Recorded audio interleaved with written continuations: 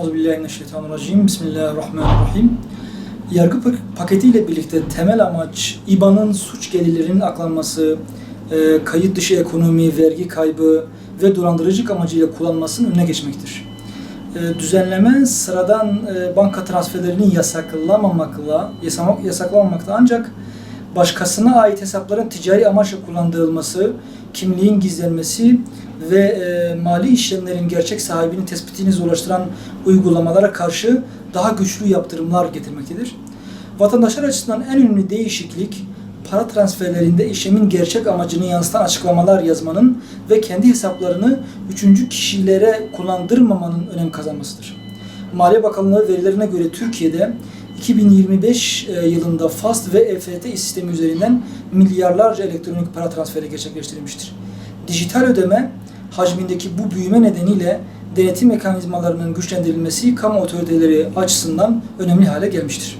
Türkiye'de kayıt dışı ekonomi uzun yıllardır önemli bir kamu politikası sorunudur aslında. Dijital ödeme sistemlerinin yaygınlaşmasıyla birlikte para hareketlerinin izlenebilirliği artmış olsa da başkasına ait hesapların kullanılması denetimi zorlaştırabilmektedir.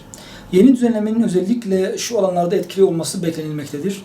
Vergi kayıp ve kaçağının azaltılması, POS cihazı yerine kişisel İBAN kullanan işletmelerin tespiti, dolandırıcı gelirlerinin izlenmesi, kara para aklama yöntemlerinin zorlaştırılması, finansal sistemde şeffaflığın artırılması, uygulamalarda da bazen bazı sorunlar da görülebilir. Bunlarda da vatandaşların yeni kuralları tam olarak bilmemesi, aile bireyleri arasında yapılan normal para transferlerinin yanlış anlaşılması, dijital okuryazarlık seviyesi düşük kişilerin mağdur olabilmesidir. Bu nedenle denetim kadar bilgilendirme faaliyetlerinin de önemli olduğu kanaatindeyim. Vatandaşların dikkat etmesi gereken başlıca hususlar şunlardır.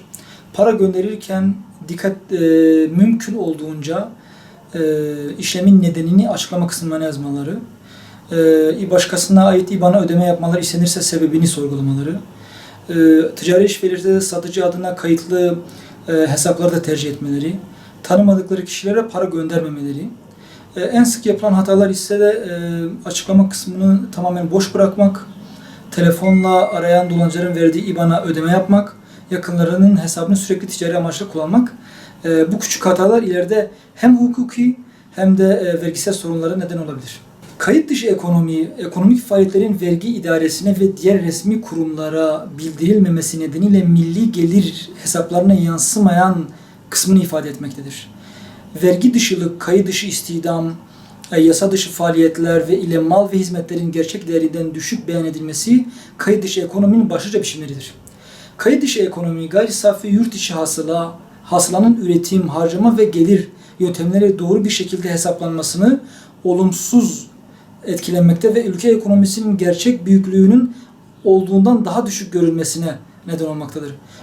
Dünyanın hemen her ülkesinde görülen bu olgunun boyutu ülkelerin ekonomik, sosyal ve kurumsal yapılarına bağlı olarak farklılık göstermektedir. Kayıt dışı ekonominin en önemli sonuçlar arasında vergi gelirlerinin azalması, kamu hizmetlerinin finansmanın zorlaşması, haksız rekabetin artması, çalışanların sosyal güvenlik haklarından yoksun kalması ve ekonomik verilerin sağlıklı biçimde üretilememesi nedeniyle kamu politikalarının etkinliğinin azalması yer almaktadır.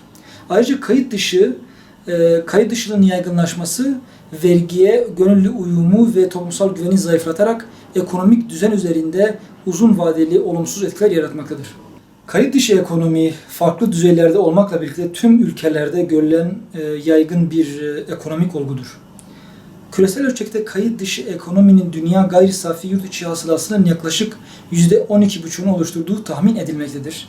Bununla birlikte ülkeler arasında önemli farklar bulunmaktadır. Türkiye'de kayıt dışı ekonominin gayri safi yurt içi hasıla içindeki payının yaklaşık %16,1 olduğu tahmin edilmekte olup bu oran birçok gelişmiş ülkeye kıyasla daha yüksektir. Bu da demek oluyor ki bir yılda 8 milyon kişi istihdam edilebilir.